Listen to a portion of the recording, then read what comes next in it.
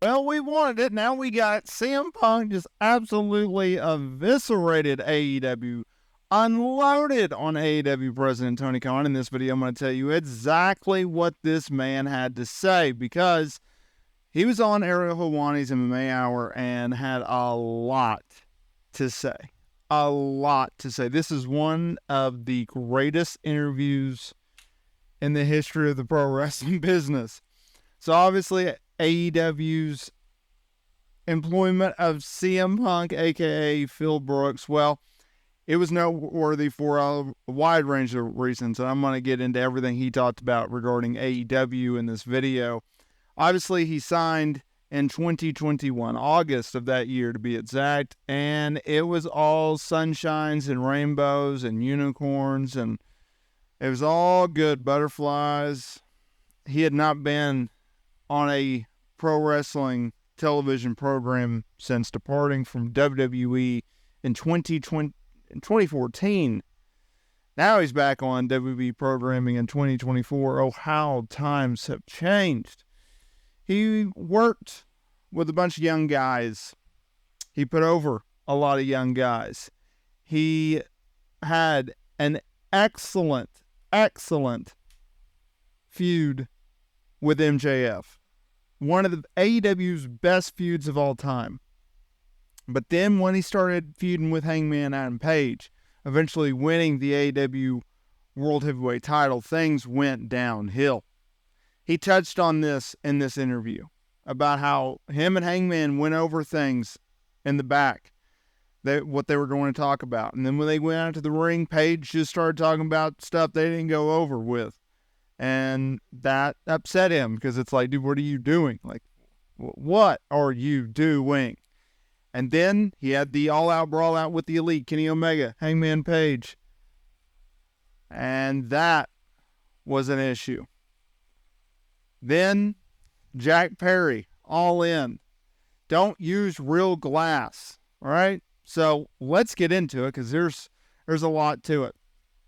In regards to not getting picked up by anyone in London before All In, he said, there's nobody there to pick me up, and it's not a big deal. I just got on the tube, and I was like, adventure. That part was fun, but it's completely irresponsible as a company to leave someone stranded in an airport. In regards to Tony Khan's decision to start AEW Collision, a show in which was supposed to split the roster, so those who supported Punk was on Collision, and those who didn't like Punk was on Dynamite, and the show is going to be built around Punk.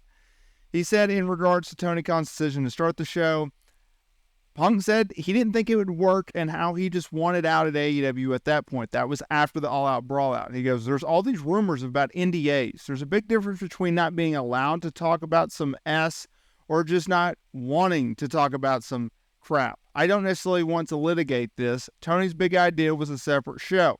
We're going to separate everybody, and I said that'll never work. Just let me go. Just get me out of here. He recalled how people didn't want him in AEW, but he tried to make it work. Tots being approached about Jack Perry wanting to use real glass for an angle.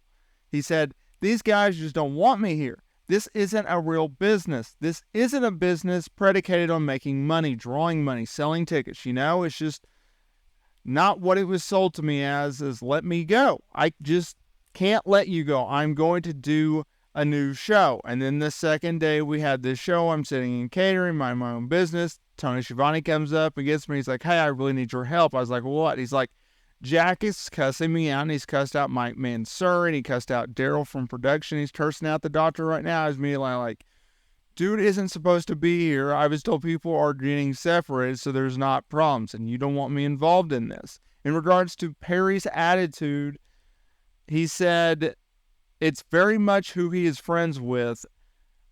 Things never got squashed. Nobody's in charge, and it turned into what it turned into. In regards to approaching Tony Khan after Jack Perry called him out at All In, Punk told Khan to handle it. I said, I went to Tony and I was like, please handle this, like, please. And he was like, what do you want me to do? And I'm like, I'm not telling you what to do, just be the boss, please. In regards to the altercation with Jack Perry, he said, I thought I was doing the responsible thing. I didn't punch anybody, I just choked out somebody a little bit. Smo Joe was there, told me to stop, and then I quit. I turned to Tony, I said, This place is an effing joke, man. You're a clown. I quit. Went to my room. Then Joe and Jerry Lynn came and got me and were like, let's just go and kill this. In regards to Tony Khan saying that he feared for his life following the altercation at All In, he said, I can't tell you what Tony felt or what was thinking, but I never did anything to make him fear for his life. But he's who he is. There's a concentrated effort, I guess, slander me and ruin my character, and that's kind of the genius of the drama. Like, don't do that. Why are you doing that to a guy who works for your company? Why are you lying? Why are you spreading lies and rumors and BS about your top guy? In regards to Tony Khan as a boss, he said, man, that's a loaded question because I don't like the drama, but the truth is the truth. He is not a boss. He's a nice guy. And I think ultimately that is a determinant to the company. But it's not my company. In regards to the Hangman Page thing, I went over that. In regards to the AEW experience, he said, I think the positives definitely outweigh the negatives. I thought I was going to come in and help, to try to help business. If I could teach something, great. And I think that I just brought in for other reasons. There's business, and I know a lot of people are going to be upset. It's not a real business. It's not about selling tickets. It's not about drawing money. It's not about making money. It's just not. In regards to kind of finishing up this just unleashing, I guess, he said, when it comes to AEW and all that, I genuinely don't regret my time there. I'm just brutally honest about some things. And you ask questions, and you're a real journalist, so I gleefully go ahead and answer it. It's done. I hope they're happy. I know I am. And I would like to leave it as that. I understand fans and the tribalism because I'm a Blackhawks fan. I'm a Chicago Cubs fan. So I will always troll and needle White Sox fans or Blue fans or Predator fans, but some S was so outlandish talking about my dog and awful stuff. In regards to the Jack Perry thing, which these quotes did not have that I was reading courtesy of Wrestling Headlines, great website, by the way. That was a situation where, so he's at Collision one day, right? And Jack Perry, he overhears that Jack Perry wants to use a rental car for a angle where he's going to take a lead pipe and he's going to smash out the window. And Punk's problem with it was, hey man, that's a rental car. So are you just going to like bring the rental car back and then them not rent to the company and the rest of the wrestlers in the business because you decided you wanted to use real glass for an angle? Like, you think that's a good idea? And he claimed that Perry's like, oh, okay. And then he did what he did at All In. I can 100% see that. Right? I can see it. Punk has the right point. He had the right point to begin with. If you want to use real glass for an angle, you're a moron. You're a moron for doing so when there are 100 different alternatives out there in which you can use to get over your point without using real glass. What are we doing here? So I get his point. And the fact that he went on and explained his reasoning behind it, it makes even more sense. Like, come on, dude.